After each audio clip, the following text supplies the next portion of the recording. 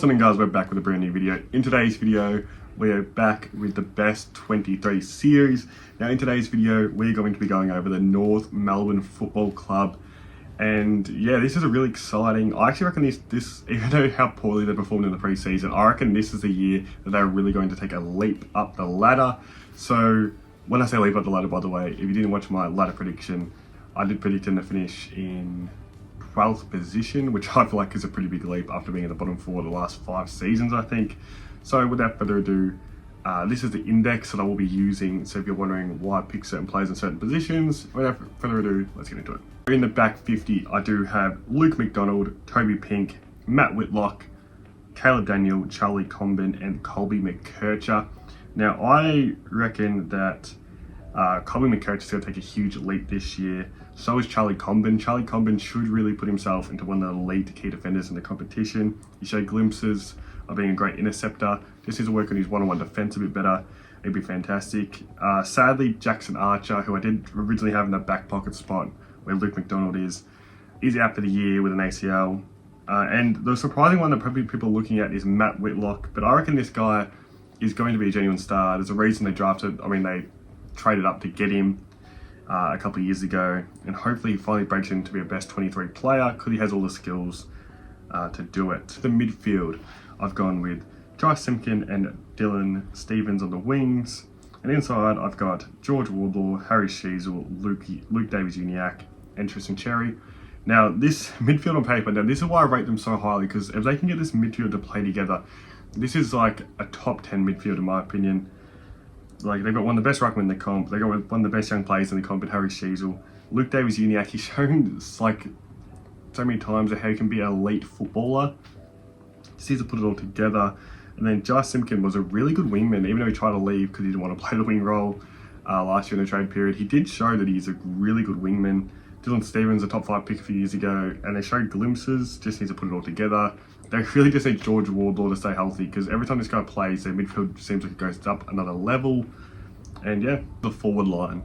On the half forwards, I've gone with Charlie Spargo and Lockie Doveston, Cooper Trenbarth at centre half forward, and then Paul Curtis, Nick Larkey, and Cam Zerha. Now the really big one missing is probably Jack Darling, if you've been watching North Melbourne the last 18 months.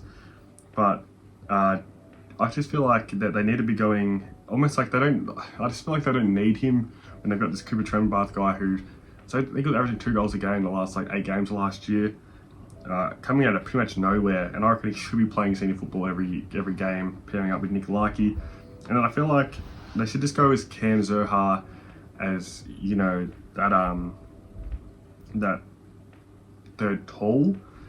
Even though he's only, I think, 190, but he's strong enough to take back marks, he's explosive. Like, just let the guy, you know, be the third tall down there. Paul Curtis, one of the best small forwards in the comp. And then Charlie Spargo, a lot of people, North fans I've seen, just did not like the pickup of Charlie Spargo. But this guy is he's a great link guy. Like, I really reckon he's really good. He was really good that year that the Melbourne won the flag. He literally just connected their forward line, even though their forward line wasn't that strong at the time.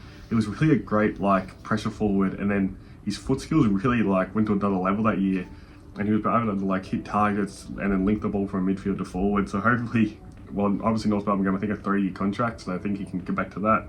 And Lockie Doveston, the Wizard 2.0, I rate this guy so highly, and this guy could have a similar impact when the Wizard first went to Hawthorn and really brought the flair to the forward line and made their forward line fun again, Hawthorn. So you hope that happens again. And then Cooper Trenbarth, already talked about him. Nick Larkey, the new captain. Let's hope he kicks 60 plus goals. If he kicks 60 plus goals, I'll definitely finish higher up the ladder.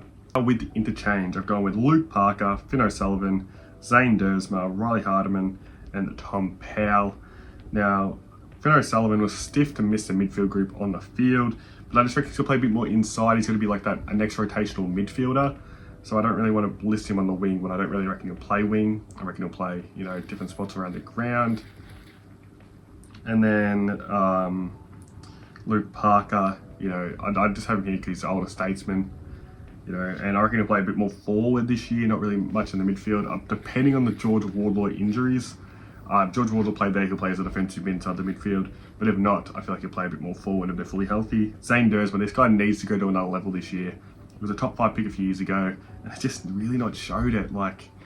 especially with Willem now in the league, and Willem hopefully doesn't do the same thing that Xavier and Zane's done. Like, Xavier's a good role player, Zane's done nothing, and then Willem hopefully looks like he has the body type to be a genuine superstar.